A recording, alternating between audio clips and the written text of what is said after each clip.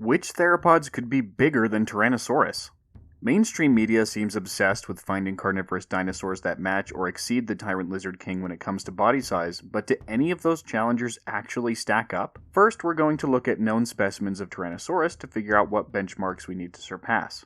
Then we'll review all the giant fragmentary theropods that have a shot at being bigger than the Tyrant King, evaluating each one's preservation quality and chances of becoming top dog in the theropod world. Go ahead and comment with your prediction of which theropods could topple T-Rex, and subscribe if you haven't already for more paleontology analysis.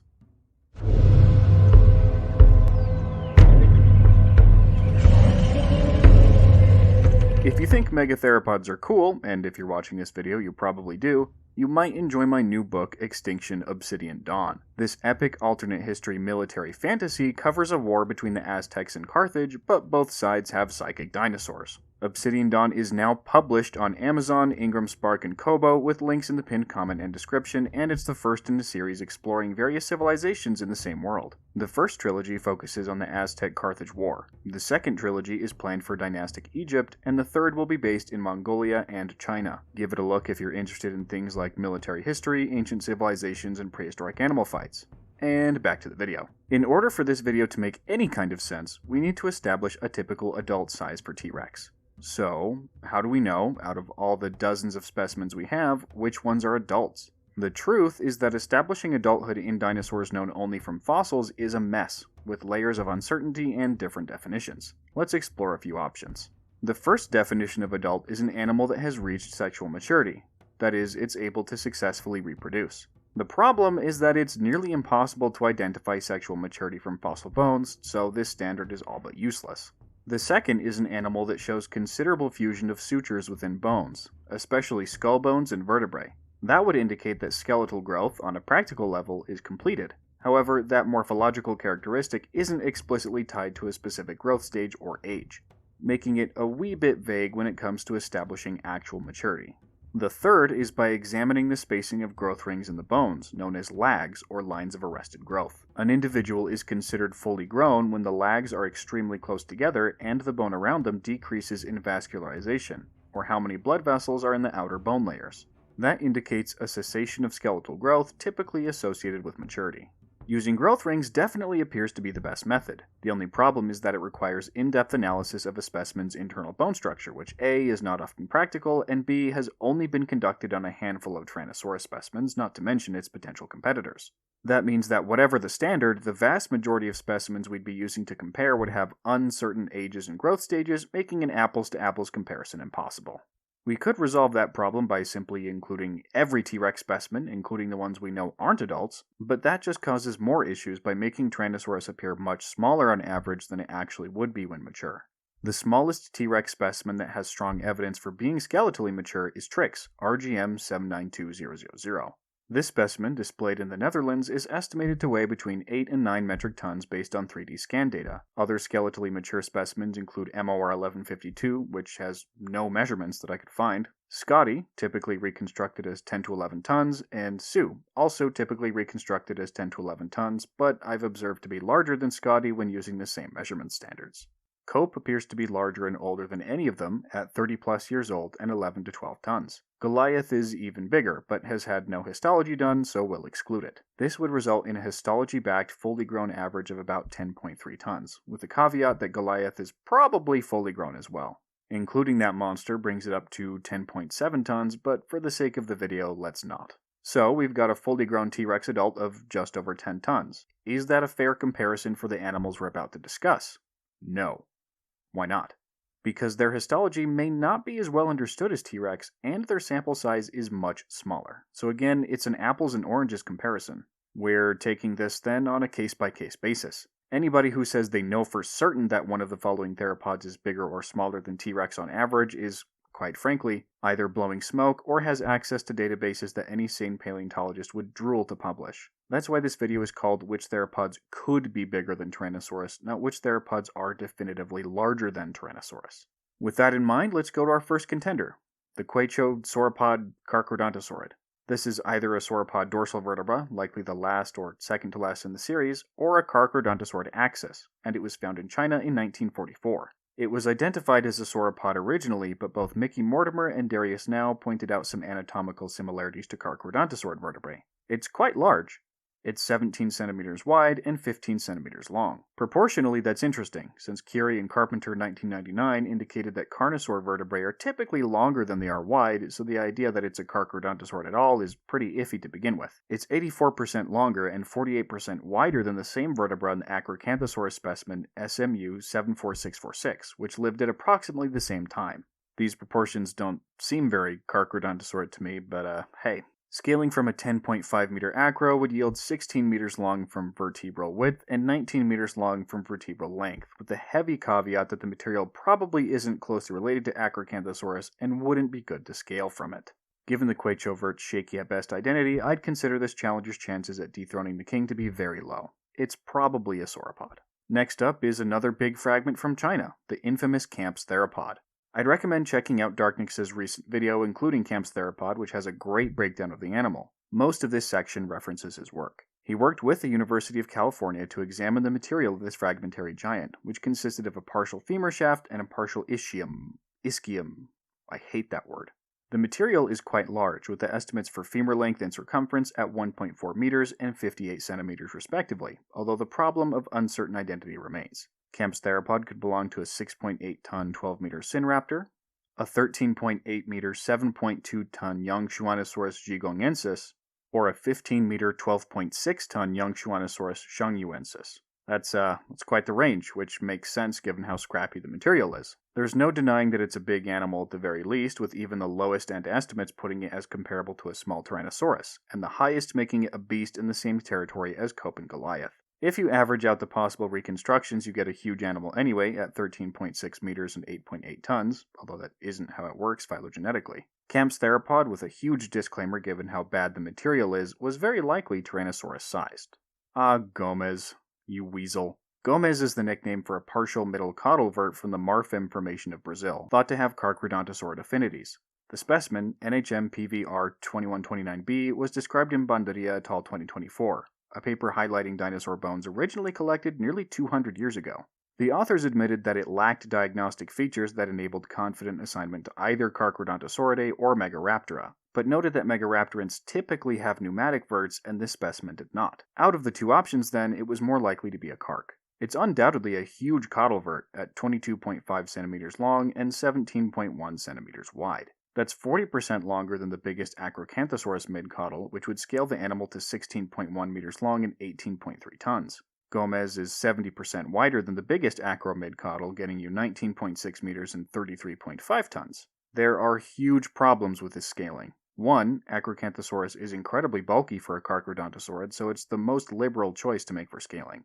Two, it's uncertain if Gomez is a carc to begin with, and the vert is quite damaged, making positive identification even more difficult. Three, scaling from actual South American carcs that lived close to the same time, like Lajas venator, yields much smaller sizes. Lajas venator was about 3.5 meters long, and the holotype's largest midcaudal centrum was 6.7 centimeters long and 3.86 centimeters wide. That would yield 11.7 meters for Gomez based on centrum length, and 15.5 meters based on width. Still enormous. I do think it's important to mention that Gomez's width-length ratio does not resemble that of contemporary Carcharodontosaurids at all, and is closer to Megaraptorans, but is still so wacky that anything we scale it from is likely to be massively erroneous. Whatever Gomez was, it was big, but we have no real idea of what kind of animal it even belonged to or what its proportions were. I'm giving this a possible but unlikely rating for now, given the complete lack of information. We're finally moving on to actually named taxa with Carcharodontosaurus, a giant from Cretaceous North Africa. It's an iconic animal with an entire family named after it, but is unfortunately quite fragmentary. Carcharodontosaurus saharicus consists only of a 1.6 meter partial skull without any postcranial material to speak of. Based on more complete relatives, you can reasonably arrive at anywhere from 7 to 8.5 metric tons for the animal, putting it as somewhat comparable to adult Tyrannosaurus, while still notably lighter. I personally think the higher end is more likely given how freaking enormous the skull is. Again, it's a specimen that lacks the most useful bones for actual body mass estimation, so there really isn't much to discuss here. This one gets a low rating. Zhuchengtyrannus magnus has come a long way in the megatheropod ranks since it was described back in 2011. It's a heavily built tyrannosaurian, but the holotype consisted of only a maxilla and dentary, even worse material than Carcharodontosaurus. For over a decade, it appeared to float somewhere in the 4 to 5 ton range, with Twitter posts hinting at larger material. In August 2025, a research team with paleontologists from the United States, Australia, and China teamed up with the Zhucheng Dinosaur Cultural Research Center. They measured and described new material, and some of that information was leaked to the Chinese national press and misrepresented. The research team asked me to clear things up with my video from a few weeks ago, and I'll present the basics again here. This and more will be published soon, but they've given me permission to share this much. First, there's the holotype, ZCDM V0031. This animal is typically understood to be about 10 meters and 4 to 5 tons. Then there's a dentary larger than that of the holotype, as well as a maxilla smaller than that of the holotype. You all know how I feel about fragmentary skull scaling, so we'll say that each of those individuals are likely broadly comparable to the holotype. The same quarry also yielded a small femur and tibia, 89 and 95 centimeters long respectively. We're still not in Rex territory yet. A much bigger femur was referred by Rommel's team to the holotype. It measures 1.21 meters long from the femoral head to the lateral condyle, comparable to subadult T-Rex specimens. Their mass estimate for the holotype, including that material, is 6 tons. We do reach Rex sizes with a scapula from Longoujian, which is 89 centimeters long while damaged. That's comparable to scapulas from T-Rex specimens like Trix and MOR 555. We could be looking at an 8+ ton animal here, but that requires Zhucheng and T-Rex to have identical proportions. The crazy stuff happens with the Zhucheng specimen, which was teased on Twitter for years. Rommel's team relocated and measured the gigantic dorsal vertebra, which they identified as a D13 after physical examination and 3D scanning. They asked me not to share the centrum length, although I can say it's comparable to that of the T-Rex specimen Scotty's D13. The Zhucheng vert is 28 centimeters wide, which is 3.7% wider than the T-Rex holotype, 27% wider than the Giga holotype, not that scaling between families means much, 15% wider than the T-Rex Stan, 7.7% wider than Scotty, and 1.5% skinnier than Sue's. We absolutely see some variability in vert width between individuals, though. The T-Rex holotype, for example, is a smaller specimen than Scotty, but has a slightly larger D13. I wouldn't consider it responsible to outright claim that this Zhucheng specimen is definitively bigger than Scotty, but it's disingenuous to say that it isn't T-Rex sized. My original estimate for the animal was 9 to 10 metric tons, but the research team provided a range of 9 to 11 tons. More information on that after November 2025. Obviously, most of the Zhucheng specimens we've found are not comparable to mature T-Rex specimens, but histology hasn't been done on them. Their growth stages for now are a mystery, as is the case for the majority of other challengers for the megatheropod throne. We're giving Zhuchengtyrannus a solid chance rating for now. Watch this space for more updates. That brings us to Spinosaurus aegypticus. What a beautiful, bizarre creature. The subadult neotype, made famous in 2014, is about 11.4 meters long and likely weighed at least 3,400 kilograms. Obviously that's nowhere near T-Rex size, but it's also not fully grown. Tantalizing fragments of bigger specimens exist, like the NHM UK dentary and MSNM rostrum. Skull fragment scaling is always a mess, but these individuals may have been between 14 and 15 meters long and weighed between 7.5 and 8.5 plus tons, which is certainly comparable to adult Tyrannosaurus. There is another recently described referred specimen, which I've mostly ignored until now thanks to its terrible quality, but in a video about speculative fragmentary giants, I can't really justify skipping over it. In May 2025, Andrea Cao and Alessandro Paterna published a review of giant North African theropods. In their paper, they described a huge partial pedal phalanx, or toe bone, that they assigned to Spinosaurus. It's 145% larger than the corresponding bone in the 11.4 meter subadult, which you could scale if you really wanted to a 16.5 meter, 10.3 plus ton giant. It's not a hill I'd recommend dying on, though. Toe bone scaling might be even worse than skull fragment scaling. At any rate, although the material is total crap, Spinosaurus definitely has specimens that could be as big as some Tyrannosaurus adults. Overall, that's a decent chance based on known material, but given how water can ease the burdens of mass, I wouldn't be surprised if Spinosaurus could end up being quite a bit larger than calculated here. Deinocheirus mirificus is the dark horse contender. The Mongolian hunchback duck was fully described in 2014 and may have been a huge omnivore that ate water plants and small animals. The specimen IGM 100-127 is a big animal, typically estimated at around 7 metric tons and 11 to 12 meters long. That's already comparable to a small or subadult Tyrannosaurus rex, but otherwise nothing to write home about. The reason it's on this list of giants known from sketchy material is a possible ulna from Suzuki et al. 2010. I cannot for the life of me find the original paper, but it's mentioned in Theropod Facts and Figures by Molina Perez and Larramendi. They scaled its owner to 16 meters and 16 tons, but also mentioned that they thought it was too big to be a Deinocheirus ulna and may have been some other type of long bone. Deinocheirus, I think, has an excellent chance ecologically to be the biggest theropod, given how it was omnivorous and didn't need to be especially fast or agile. It could pack on the pounds as a predator deterrent, although I haven't found solid evidence to suggest that the giant Deinocheirus ulna is in fact a giant Deinocheirus ulna. Based on good material, it's not adult T-Rex sized, but we'll give it a decent chance based on its ecology and diet. And finally, we arrive at the king of the south, Giganotosaurus carlinii. Billed as a top contender for the megatheropod throne ever since its discovery in 1993, Giga is a fan favorite. It's actually remarkably complete for a Carcharodontosaurid as well, with nearly 80% of its bones preserved in the holotype. The material on display in Argentina is almost entirely original, with only the skull, feet, and part of the arms being complete reconstructions. The Giganotosaurus holotype has been reconstructed by quite a few different researchers over the past 3 decades based on measurements from the literature, and I'm pleased to say that the research team I work with was able to share scans of the holotype and the mount with me for this video. These images are comparing the holotype mount to mounts of various T-Rex specimens so you can get an idea for how it stacks up. With a caveat, the Giga mount and pose are a bit weird, with some portions not reflecting the measurements for the actual known material, so these comparative sizes in the narration are backed up using the original bones. The skull recon is also outdated. Any one of these mounts may be subject to updates in the future, so please don't hold that against me. This is the best we have to work with. Histology for most of these Rex specimens is missing, but several, like Tristan Otto, are believed to be subadults based on morphology. The pose of the Giga mount here is awkward, so its skull would likely be higher off the ground, but in terms of overall skeletal dimensions, you can see it's larger than some subadult T-Rex specimens like Thomas, and comparable to young adult or small T-Rex specimens like Huxley, Tristan Otto, Arwen, and Trix. It's smaller than Stan, MOR 555, MOR 980, the projected recon of LACM 23844, Scotty, and Sue. This isn't counting the fragmentary giants like Cope and Goliath, which would be even bigger. But Giganotosaurus dwarfs Fran, the biggest Acrocanthosaurus. Volumetric analyses incorporating 3D scans of the original material have the Giga holotype as quite a hefty animal, about 12 meters long and 8,000 to 8,500 kilograms.